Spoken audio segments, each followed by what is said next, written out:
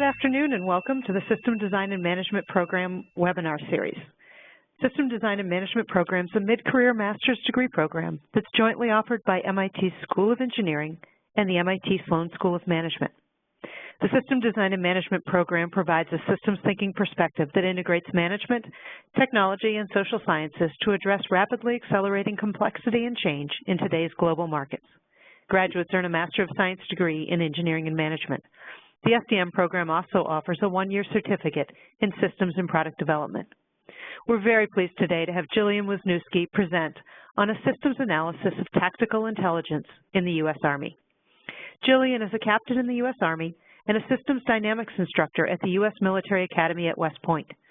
She holds a BS in Operations Research from the U.S. Military Academy, and as an SDM alumni, she holds a master's degree in Engineering and Management from MIT. Please join me in welcoming Jillian Wisniewski for her talk today. Thank you, Joan. I appreciate the warm welcome. As you can see from the title slide that's been up for quite a while, this is my master's thesis. My thesis supervisor was JK, a research scientist at the Organizational Studies Group and at MIT. And I'm going to begin by going a little bit into the capability intent of our Intel analysts first, so that those in the non-military audience can get a little bit of a sense of what Intel analysts do. So when intelligence analysts study threat forces, we ultimately strive to answer whether a threat has the capability to execute operations aligned with this objective. Analysis first examines what components such as people, expertise, or equipment, and methods would be enabling to a particular threat force. And then we focus on determining the threat force's current status and obtaining those enabling resources. Tactical intelligence analysts use intelligence collection and analysis techniques to determine the nature of the threat so that an Army unit can effectively apply its forces with reduced uncertainty and risk to its soldiers. As you see listed here, in the decade between 9/11 attacks and 2011, the data flow from intelligence technologies rose by 1,600%. And what this has caused is an increase in the amount of tasks that Intel analysts actually have to do, which is a lot of what this analysis will get into. And that lends us to ask if today's tactical analyst actually has the requisite capability to support modern ground operations. This study does focus specifically on the redefined role of the analyst and will examine the complete system of tactical intelligence in the Army to in turn help units at tactical level improve their mission performance. The motivation behind this is that intelligence capacity falls short of what combat battalions need in the modern operational environment. The shortfall exists because the design of tactical intelligence has not yet caught up to a unit's needs in the modern era. Intelligence capacity is now driven by the analyst's ability to process information in a world where information is overly abundant. So the tools and techniques are only as good as the foundation the analyst has to apply them in context of those operations. The background of the story really stems from Army and intelligence transformation. I'll begin with the Army side. The U.S. Army began its move toward modularization back in 2003. A major catalyst for this change stemmed from the challenge of waging war and pursuing long-term stabilization on multiple fronts, as we know. But really, the initial concept of modularization had started over a decade earlier, when we shifted away from the deterministic and very appropriate scientific approach to the Cold War to one that would enable the defeat of potential adversaries across a broad range of contexts. It wasn't until about 2003 that the Army transformed from a division-based force into a more agile brigade-based force. These brigades were organized either as combat, including infantry, armor, and striker, or as support brigades, such as aviation, fires, and battlefield surveillance. The new structure of combat brigades changed them from mere building blocks of their parent organization into units capable of operating semi-autonomously or integrated with a larger force, depending on specific needs. Brigades now include multifunctional capabilities with an integrated internal architecture within the module themselves. This new architecture provides the Army with an adaptive and flexible force to operate more effectively in highly fluid operational environments. Along with this is the concept of nested military operations, which links actions at the lowest level to strategic objectives and that's the logic behind the levels of war and operational art, which is depicted here. So nested operations unify the military efforts of geographically distant or functionally disparate units and allow decision makers at each level to examine their operations in terms of the broader objectives. From a product and organizational design standpoint, nested operations enable effective coordination of processes without tight coupling of organizational structures. More significantly, while the military still operates as a predominantly hierarchical organization, embedded coordination through nested operations exercises the function of hierarchical coordination without the need to continually exercise authority. On the other side of this is intelligence transformation, which presented, the Army's transformation presented a significant challenge to intelligence. It was still adapting from a firestorm of changes associated with the end of the Cold War era, and more specifically in response to the 9/11 attacks. Significant intelligence reforms was initiated in response to fallout from the erroneous 2002 National Intelligence Estimate and the subsequent enactment of the Intelligence Reform and Terrorist Prevention Act in 2004. In addition to an intense organizational restructuring, members of the intelligence community launched a significant and highly commendable effort to improve analytic methodologies. Most of these that were built at this time were centered around improving communication across the communities themselves. That also included eliminating cognitive biases and employing techniques to combat mindsets and groupthink and all other pitfalls of dealing with ambiguous data and circumstances that require clear and consequential decisions. So the rebalancing of military intelligence and the modular military intelligence structure addressed these changes in a significant way by reinforcing support to operational levels facing the greatest risk. And the latest doctrine, which is depicted here, includes a complete structure of support across all the levels of war, which it parallels in outlining the levels of intelligence. But even this depiction is a bit flawed. Among the intelligence organizations shown, there is no mention of the unit intelligence analyst, known as the S2 at brigade and battalion levels. For the purpose of intelligence doctrine, the omission is logical because the unit intelligence analyst falls directly under the unit composition. The S2 staff have always been organic to the units, even before the Army transformation, and other intelligence assets have a legacy attachment to a parent organization due to that. However, the significance of the intelligence staff itself is lost in a representation like this one, as omitting the support provided by military intelligence personnel at the unit level makes it easy to overlook how the multitude of changes affected their role as well.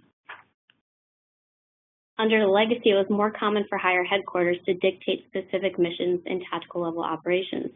Back then, tactical analysts could use the higher headquarters intelligence product to deduce and inform its implications to unit operations. In the modern Army, though, the decentralized decision-making that characterizes mission command requires more precise tactical intelligence and requires the S2 to be capable of generating the intelligence products from a variety of information sources.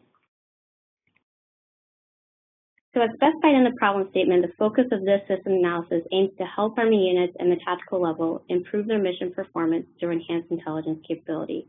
But first, it's imperative to understand the general structure of Army units and context to individual soldiers, since they execute missions as teams or in elements of varying size. The Army's exercise of mission command essentially has allowed the mission executing unit to take decisive action by doing, and here's a quote from Mission Command Doctrine, whatever the situation required as they personally saw it. In the same spirit of nested operations, the central idea in mission command requires the elements at all levels understand and work toward achieving the broader purpose. That in turn enables subordinates to act autonomously when necessary, rather than delaying and potentially missing an action opportunity. So each battalion typically has 3 to 5 companies, which are depicted here in that blue labeled subordinate units. And then each of those platoons encompasses each of the companies has 3 to 4 platoons, and each platoon encompasses 3 to 4 squads, and each squad finally down to 4 to 10 soldiers each. Command and control exists at each level with respective leadership element coordinating actions and making decisions during mission execution. Companies, platoons, and squads are largely homogeneous, with specialization of skills within each combat or support branch. These units are expected to be proficient in executing operations with tactics consistent to their doctrinal specifications. The battalion-level organization, however, introduces the heterogeneous element of mission support in the form of the unit's coordinating staff, and that's what you see circled there in orange. The battalion represents the lowest level regular Army unit that employs a staff element, comprised of personnel from across component branches to assist the commander exercise of mission commands. So these staff sections are grouping of staff members by areas of expertise under coordinating special or personal staff officer. So in this figure, it'll depict the composition of a typical battalion with both staff elements and subordinate units, and the roles of the intelligence and operations staff are the focal point of the analysis that follows. Before going too deeply into military applications, definitely important to review MDMP, or what's known as the military decision-making process, which I will refer to often as at the heart of tactical mission planning. So within a battalion, it's the commander's role to decide what missions the unit will execute and guide when and how the unit will attempt them. It is the staff's role to provide information and analytic support to those. So for a military unit to attain a desired operational end state, it must evolve its own approach in context with the current state of the problem, while also considering that its own actions influence the future state as well. A single mission has the potential to initiate, affect, or catalyze changes in a culture, environment, or threat group. Those changes can be difficult to identify due to delays in their emergence or the nature of the change itself. So coupled with the Army's fast-growing reliance on information technology and its own transformation efforts, there's currently an unprecedented amount of emphasis on the planning and decision-making processes at the lowest levels of operations, and this is the process by which they do that.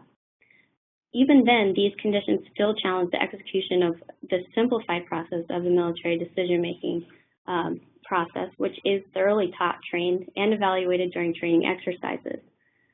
But I think contrary to popular belief, MDMP is not a rigid methodology. Despite the common practice of using and reusing specific templates to guide staff members through field training, we're not able to actually copy and paste elements when we're in a real combat situation or an intense field training environment. So like most models and doctrine, it's just a foundational process to guide decision-making. And it requires framing a problem in context of the operational environment, understanding requirements of an end state, and determining the best approach with respect to the resource available. It's a practical embodiment of Army design methodology, which is quite similar to system design methodology. I elaborate on this more in depth in my thesis, but in the interest of time, do not do so here. I'll almost immediately get into the system dynamics model, which is a replication of this process. So the system dynamics model will identify elements of mission performance in terms of their relationship to each other, the flow of the process, and some phenomena that influence the flow. And all of this is in keeping with the concept of nested operations. So this model will replicate the push of objectives, which we see at the top portion where we have task arrival, task and higher level objective stock, and then the outflow of that which is successes. And this will be in the form of mission orders from higher headquarters to a subordinate element. So the stock and flow structure beneath that represents the subordinate element, and in this case, the battalion executing missions and the staff element executing the military decision-making process.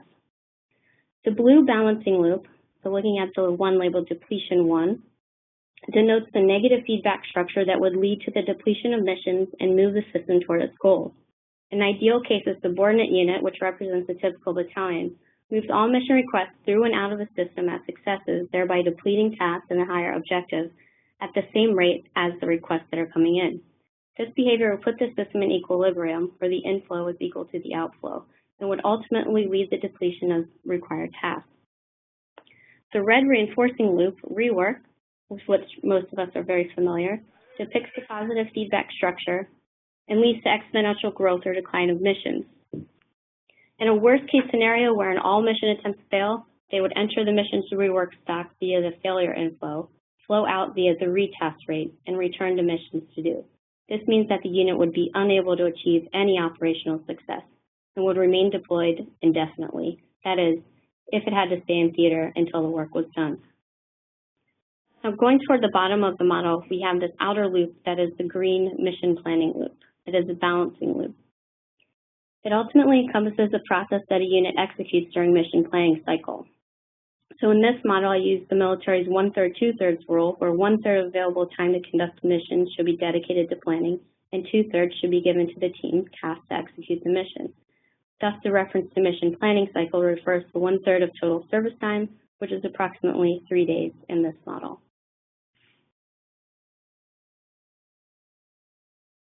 As mentioned earlier, the structure of military units is such that personnel are its most critical resource, and it's the capacity of the personnel to function as part of the unit that enables it to perform successfully.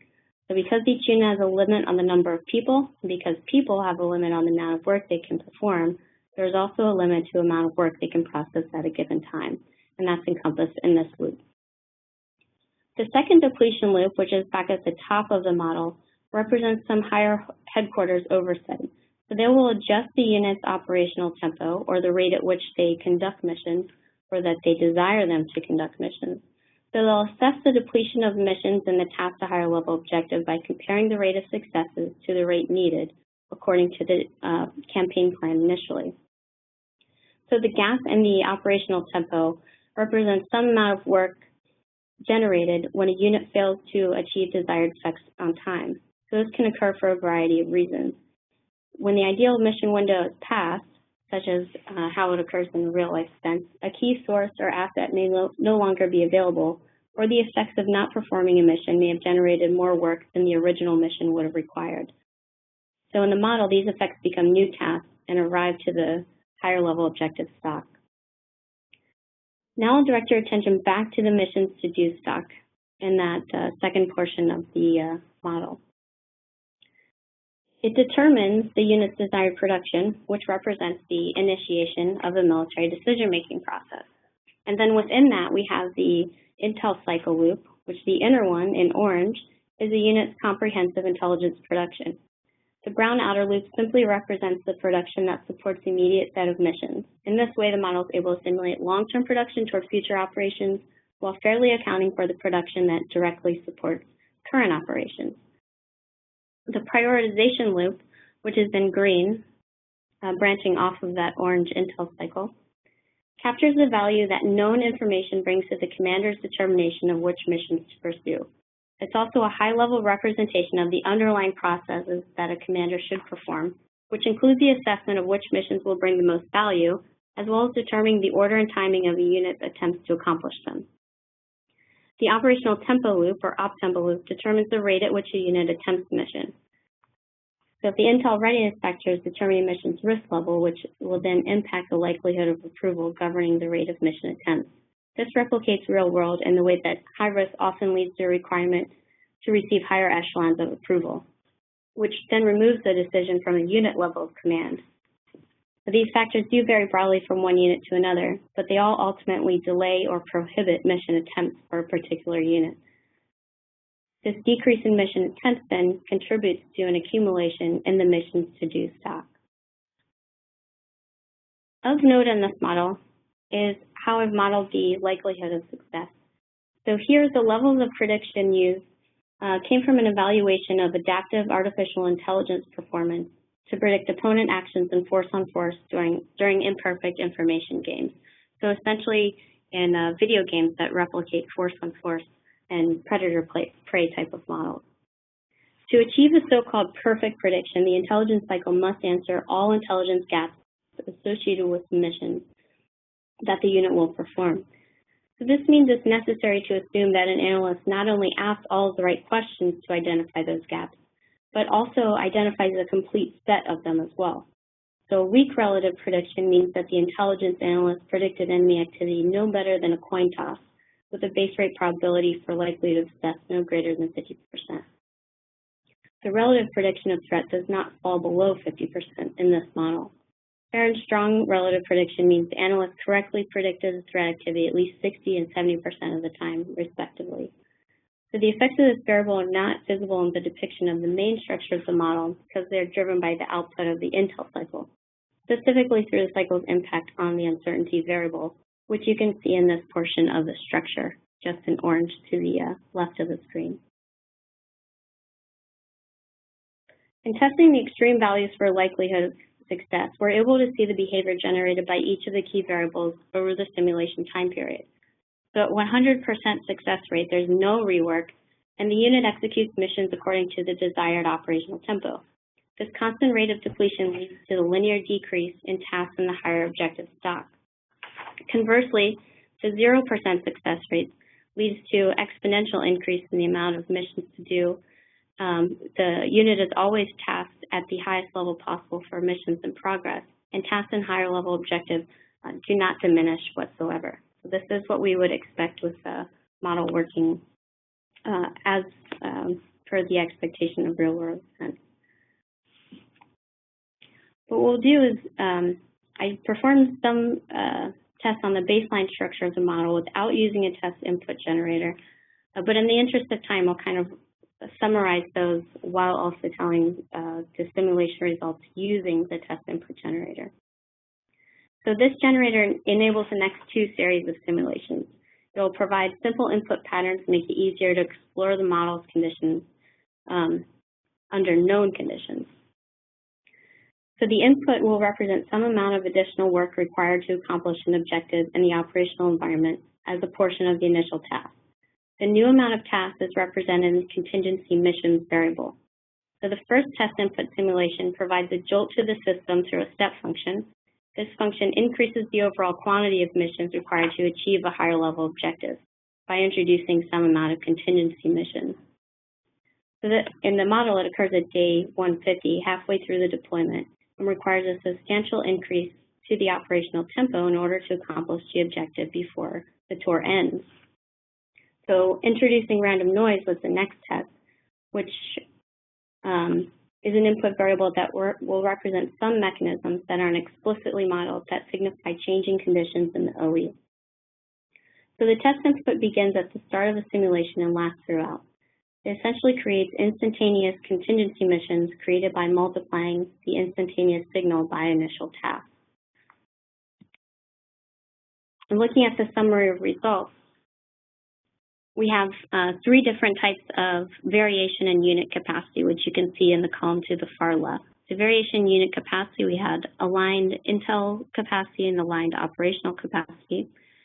And the next one, we had unlimited operational capacity and kept the intel capacity the same. And then in the final one, we had unlimited intelligence capacity and kept the operational capacity the same as the base model. So for each of these scenarios, we generated simulations using different test inputs. So first, the baseline is just the effect of the capacity itself, and then the step and noise inputs to each of those. So what we're able to see is the failure modes, which are highlighted in red here. So the failure modes include the step function with condition of aligned capacity and unlimited operational capacity, and the introduction of white noise to the unit with unlimited operational capacity. So each of the failure mode simulations overloaded the intelligence cycle through the accumulation of missions to do. And this table shows that each failure mode had the greatest average values for the stock. In the conditions of unlimited operational capacity, the increase in missions led to an increase in desired production for the mission planning cycle and generated more intel gaps than the unit intel capacity could handle. So this caused the intel products to fall short of the minimum needed for production, which then of course decreases the intel readiness factor. So this creates more missions to rework and ultimately more missions to do, further deteriorating missions unit performance overall. With unlimited intelligence capacity, there's only a slight increase in the additional effort required, which comes from the reduction in likelihood of success that was incurred as a penalty from working outside ideal operational capacity. So effects of delays within the intel cycle, especially when operational capacity utilization is high, emphasize the importance of working to reduce gaps in both current and future operations. So essentially, the unit would require capacity to work toward both of those. The next series of tests was a little bit, I think, more toward real-world simulation. Because real-world intelligence must rely on imperfect information, there is no way to know the true level of mission complexity in an actual operational environment. So in the model, mission complexity is the number of potential intel gaps for a given mission. So it represents the amount of unknown information. And changing parameters within the intelligence cycle to include representations for imperfect information and increasing mission complexity will tell us how these conditions affect the unit performance. So the amount of time that it takes to complete the mission actually underwhelms the significant increase in effort that the unit must extend. It's especially significant because it represents the table on the top of this graph is especially significant because it talks to how much wasted effort there actually is, whereas the graph itself is telling how soon the battalion was able to execute the mission, with the ideal timeline being around 365 days. So you can see that by varying mission complexity, we extend the timeline out a lot, but in the case of imperfect information is where we have the most wasted effort. And the wasted effort value is especially significant because it represents the troops' percentage of time, effort, and exposure to threat that doesn't contribute to the accomplishment of the objective.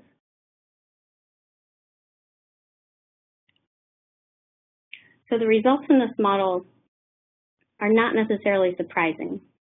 So they are supporting the value of intelligence, but even at the national level, our allocation of resources proves that the nation's intelligence capability is of the utmost value.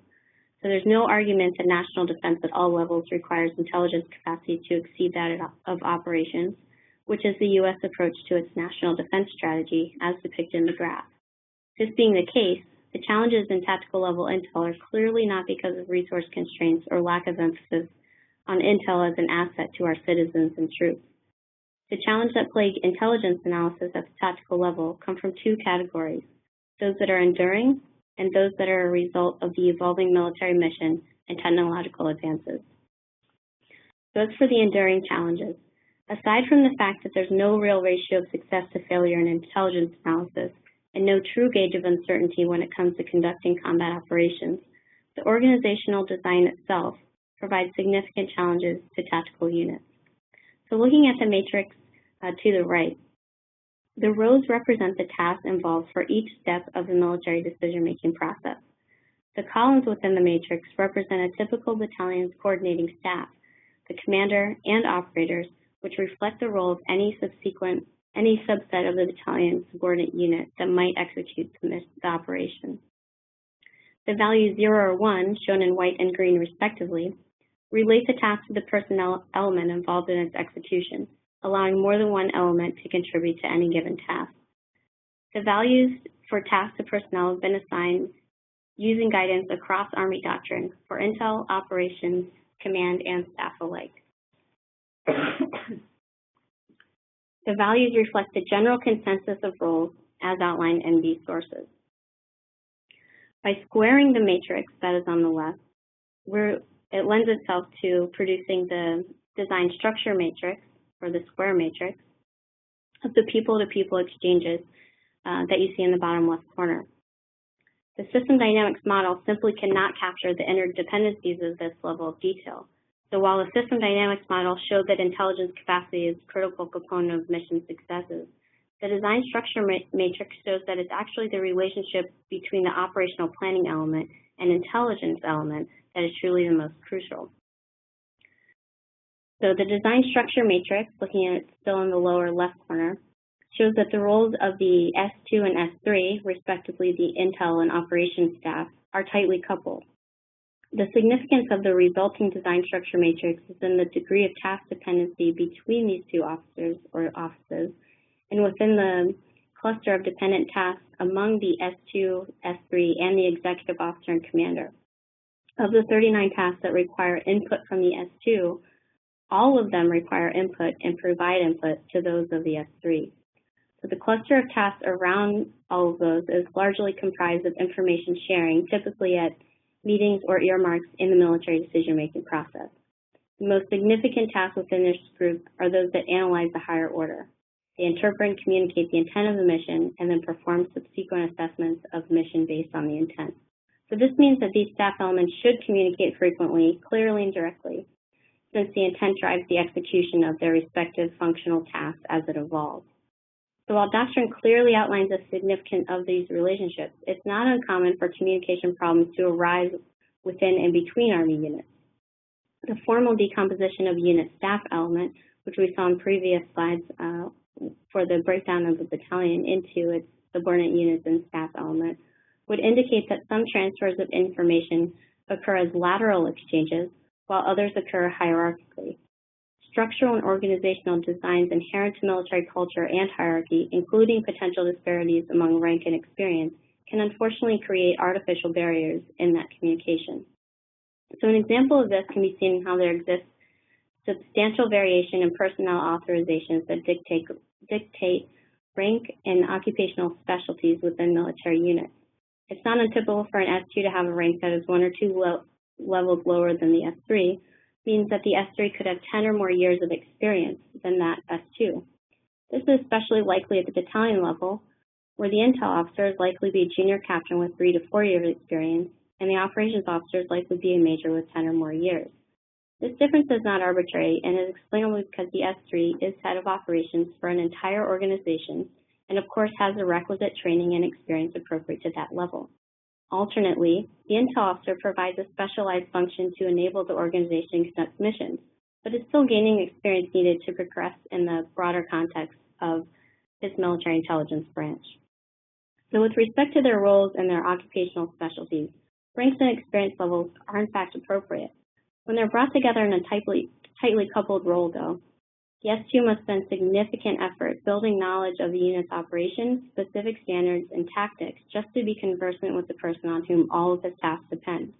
While communication obstacle becomes more difficult to overcome when the culture varies greatly from that of the S2, or when formalities of rank and rating schemes interfere, it is not impossible to overcome. These barriers also exist in nearly every type of organization and are not exclusive to the military.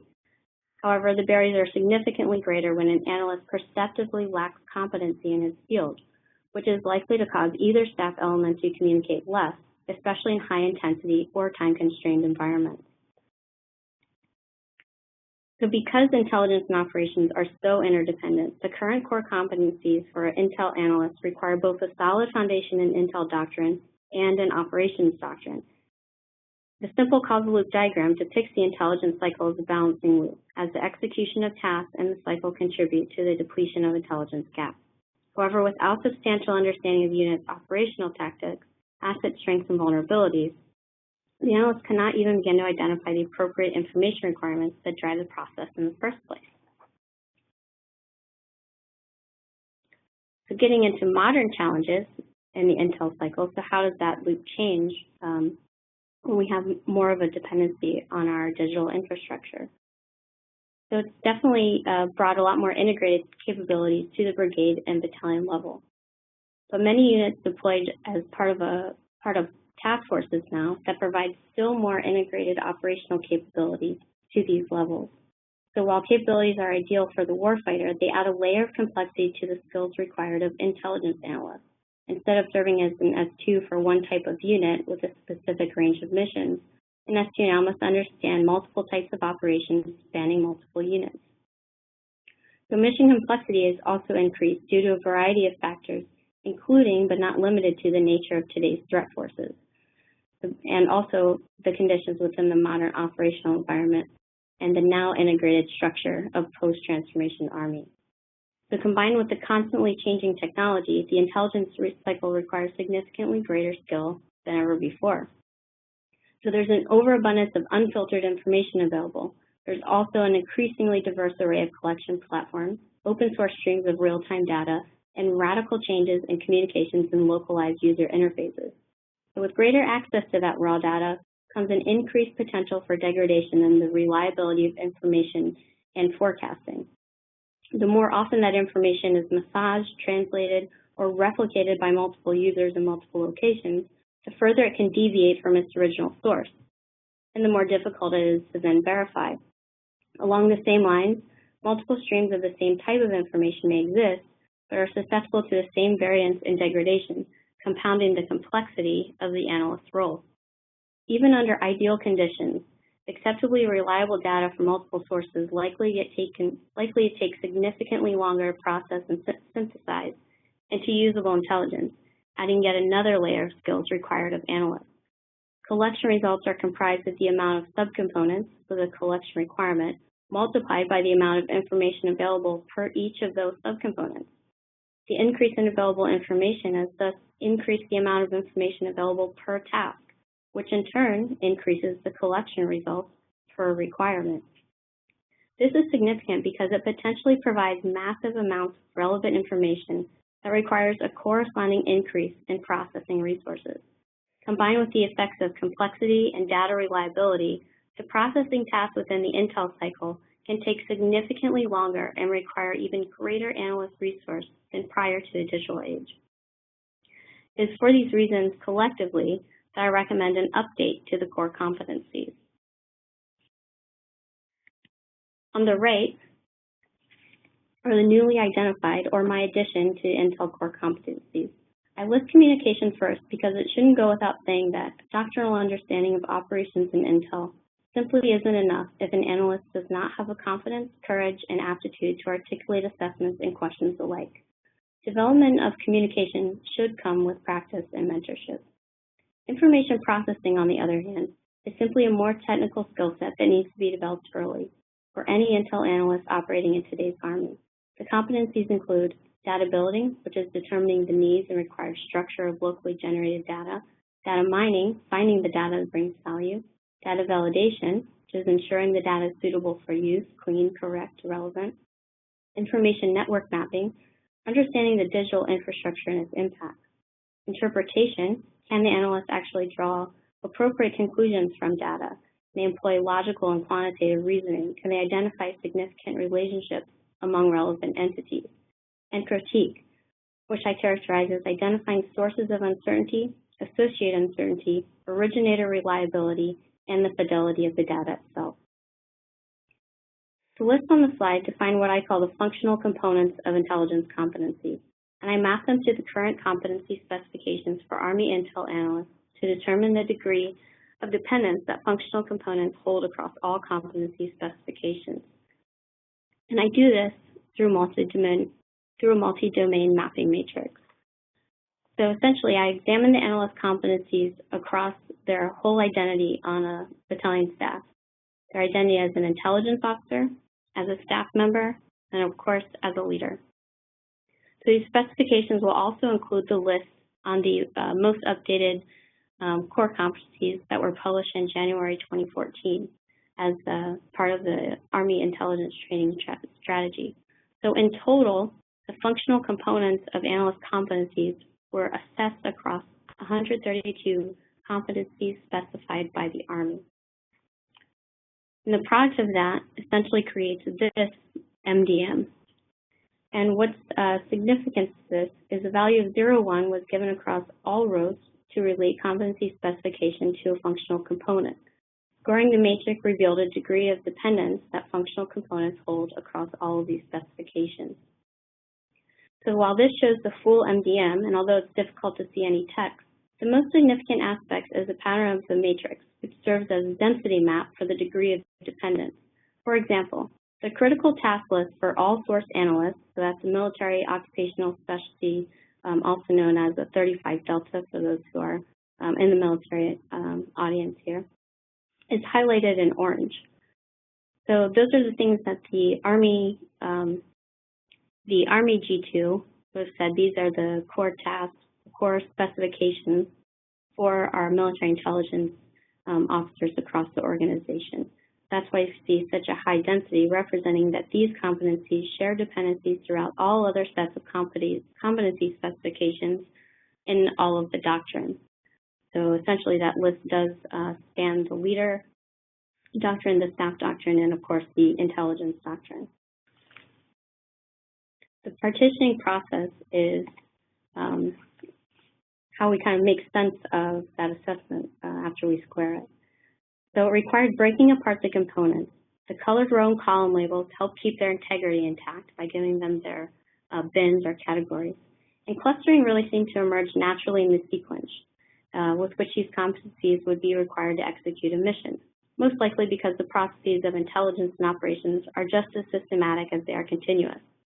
The sub-processes support each other in a way to build a depth for the execution of the next one. So the partition DSM makes this clear by revealing a pattern of squares nested with each other along the diagonal. The yellow squares highlight the clusters of competency components that form sequential functions leading from cluster 1, containing planning and collection, through the processing and analysis in cluster 2, and ultimately to the decision-making process contained in cluster 3. So essentially that's going through the intelligence process itself. Each of these clusters is supported by competencies in the others, which is easiest to see by focusing on those highlighted with white boxes. So cluster A contains competency components of broader operational knowledge and the information network mapping, which is a general understanding of the digital architecture used in the environment at the unit level. The competency in this cluster enables the exercise of competencies contained in cluster 1 and so on. So it's a supporting process to those functions contained in those yellow boxes. After the partitioning process, a few components remain to the outer edges, signifying their importance throughout all competency specifications found in the doctrinal references. These include cohesion and communication and interpretation, and critique within information processing.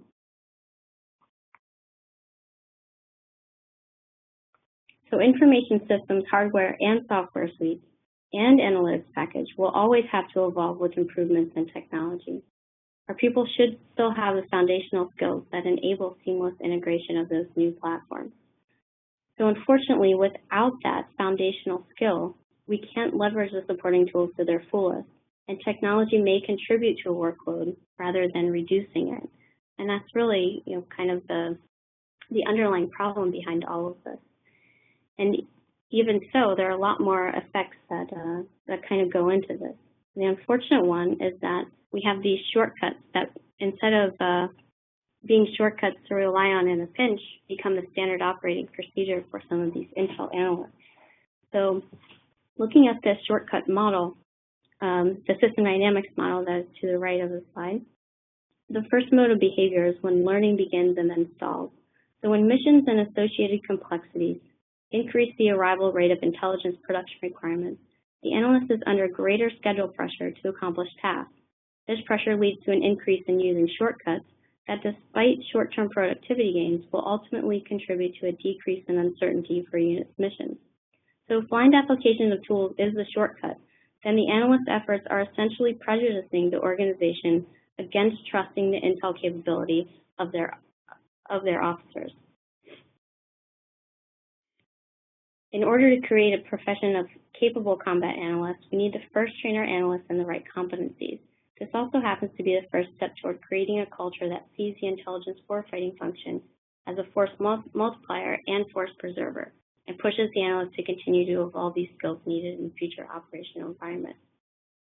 As you can see in the analyst competency graphic at the bottom left, we're looking at what happens when this shortcut ability does become standard practice, and the unfortunate consequences that the military intelligence community at large suffers from a degradation of their skills over time. So instead of an analyst gaining skills throughout those initial assignments and then the career course and later career developing assignments, they're instead relying on these shortcut methods that cut off that actual ability to perform intelligence analysis in support of unit operations. And then this means that the analysts who are now put in senior positions actually do not have the requisite capability to handle the workload expectations that is expected there. And this would, these effects would permeate throughout the Army intelligence organization.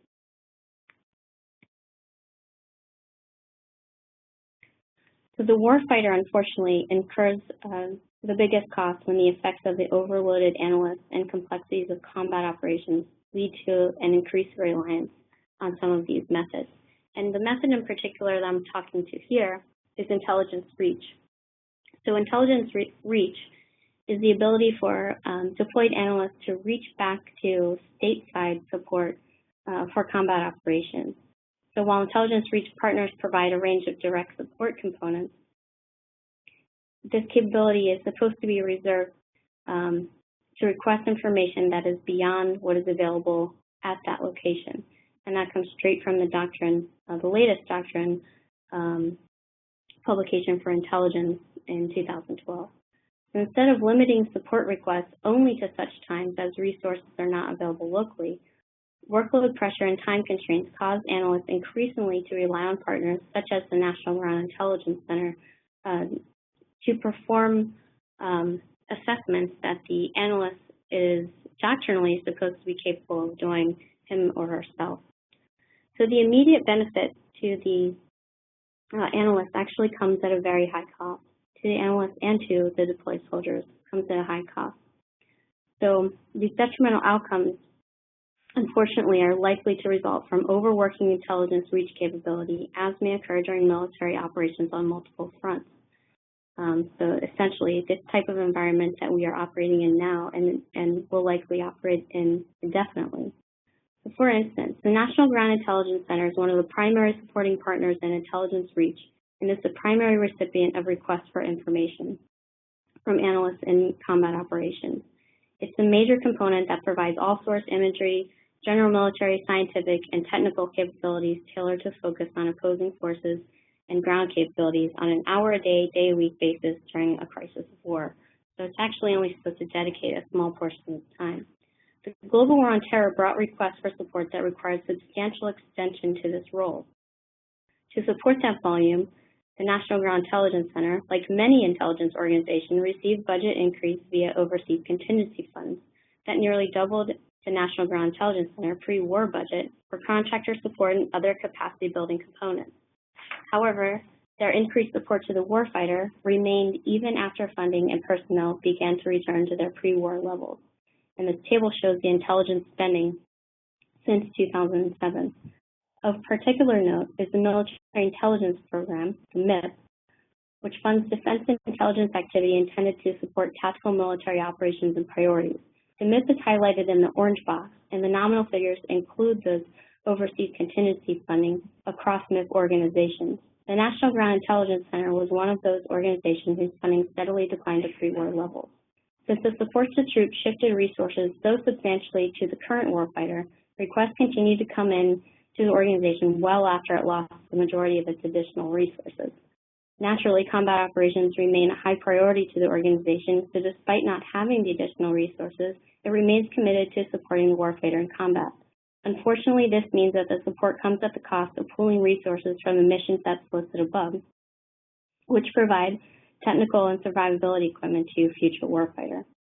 So the process of analyzing the future threat landscape, discovering and acquiring new or developing technologies from potential adversaries, and then rebuilding, analyzing, and using those discoveries to design, test, and field new equipment can take more than a decade from start to finish.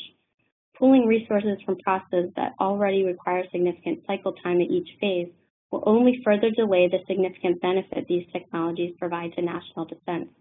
Furthermore, the lengthy time delays with the acquisition and exploitation process mean that without substantial levels of current work in process, much of this loss is not recoverable, and future efforts to adjust the program are likely to be wrought with the effects of demand shock throughout the system. So in conclusion, the future of the tactical analyst requires change initiation now. So here I've outlined the roles of the Military Intelligence Corps, the unit, and the analyst themselves. So I think the onus at each of these levels is summarized in these bullets. But it's important to note that academia, national labs, and intelligence organizations, both commercial and Department of Defense, have myriad tools and techniques available to enhance our capability. But we have yet to combine the efforts in a way that directs our schoolhouse curriculum to include this updated set of core competencies for our tactical level analysts. And that is what I would like to continue this research to be able to develop that curriculum so that we are able to make the most of the tools and resources that we have available now. And at this time, I'll open up the floor to any questions. Jillian, thank you so much for the thought-provoking webinar. We do have a couple of questions, and what I'm going to do is I'm going to read through them, and if you can feel free to answer them as I read them off, that'd be great. So the first question that we have is, In an analogy to competitive analysis, how are we doing compared to state or non-state actors in this field? Quality of intel sources, intel data processing and integration. Are others also pursuing tactical data improvements, or are they pursuing missions or acting on strategic intelligence that renders them less sensitive to deficiencies in their tactical intel capabilities? Well, I still have the opinion that, we don't have very much competition as far as the sophistication of our intelligence capability. With the amount of resources and the amount of effort put into the science and practice of intelligence analysis. But I think that we'll start to see a degradation of those, and we will have a flattening of the competitive landscape if we aren't well equipped at all levels to be able to employ those systems to really get the most out of them. So right now, I think that the technology is outpacing the I guess mental or practical capability that we as individuals have as far as training on employing those tools. Thanks. The next question that I have is, does the existence of pervasive shortcuts actually imply that the analysis competencies are not providing the best solution to the problem? Is that a flaw in design, in the system design itself? Absolutely. So yeah, the shortcut methodologies unfortunately have become kind of a more of a standard practice in some respects, and unfortunately accepted, just because the amount of time that it takes to almost restructure or start from scratch would be met with pretty unfortunate consequences to both the analyst and the unit that really needs to get out the door and be able to conduct the mission. But it is a bit of a design flaw in an organizational design standpoint, and also from a process design standpoint. So the next question is more of a logistical question, and it said, what software application did you use to create the core competency matrices? I actually so for the visual, I used just Excel, and to actually conduct the operation, I used MATLAB. Great. Next question that I have is, this aligns with some past analysis tool results I participated in. Is there a contact address that he might be able to reach out to you for further offline discussions?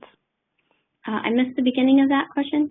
This individual commented that your work aligns with some past analysis tools that he worked with, and he asks if there's a contact email address you might be willing to share for further offline discussion. Oh, perfect. Sorry about that. No worries. I would like to encourage it. We've got just a couple minutes left, and if there's any further questions, I would appreciate if you could use the chat feature on the webinar. I do have a question, and this I think is more for me, is will the webinar be recorded, and is there a chance we can have access to the materials? I can answer the first half, and we do record the webinars. They do go back up online about a day and a half from now, just a chance for us to clean them up a little bit before we post them. So it will be posted on the SDM website. Jillian, it's your call in terms of whether there's access to materials. I'm not sure what is copyrighted or proprietary. I do believe all of the material will be published with my thesis anyway, so I'm not sure what that link is or whether they've put in the theses that were submitted last semester. I can double check on that, and what I can do is make sure that when we post up your webinar that we post a link to the thesis. I'll be happy to take care of that. Absolutely. So the next question that I have in is, have you heard of the concept of hidden factories, coined by Dr. Armand Feigenblum from the Sloan School back in the 50s, from his experience at a GE manufacturing facility where he found 30% of the work was done there? No, I haven't. So I would definitely like more information on that if he's willing to share. The follow-up to that question was, how do you share this complex material with the front line of forces? How do you make sure that they know this? So that is probably the most difficult challenge, both pitching to higher and lower levels. It becomes very difficult. I think most importantly for this particular research is that is to really get the higher levels of the training organizations on board with aligning the curriculum to the capability that we actually want to achieve. At the lower levels, I think that we really do a great job in trying to give as much resources as we possibly can to emphasize the importance of those tactical level operations. So I think that the push now just needs to kind of be met on both fronts. Jillian, that's what we have for questions today. I really appreciate you taking the time to share the thesis research work that you've done. Actually, I say that now, and there's one more that has bounced in. Let me read this off to you, and then we'll conclude the webinar as soon as this one's done. How is it possible to quantify the level of unknown intel to gauge the success of mission success? Does pushing the input down to the lower echelons increase the risk in analytics for mission planning, i.e. lack of verification? So that is one thing that I wish I could have expounded on in depth here. In military intelligence, we have a pretty good process for trying to determine what are the pieces of information that we need to know in order to be successful in our mission. And those are essentially our priority intelligence requirements. And we can't form those unless we understand what the mission is in context of the operational environment. So that's why we have these core competencies that are an integration of both intelligence doctrine and understanding the operational doctrine. And by being able to focus research in context of that specific mission set and with what you can identify as knowns for the enemy or for a particular environment or threat group, and what you, more importantly, can identify as things that you do not know. That is where we like to start that analysis to determine what are the gaps in information that we need to be able to cover so that we can maintain the tactical advantage or the operational advantage on a particular mission.